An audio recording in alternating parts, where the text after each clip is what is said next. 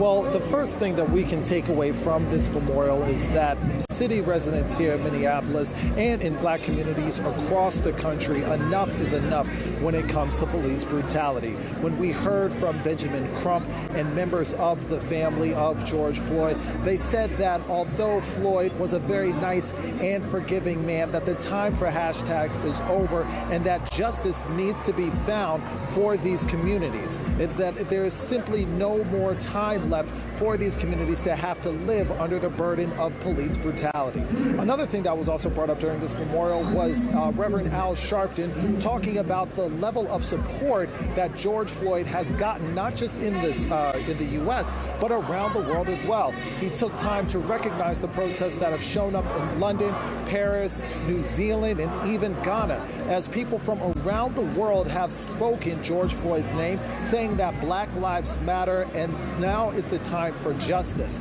and that racism is a global issue and it requires a global solution. And another thing that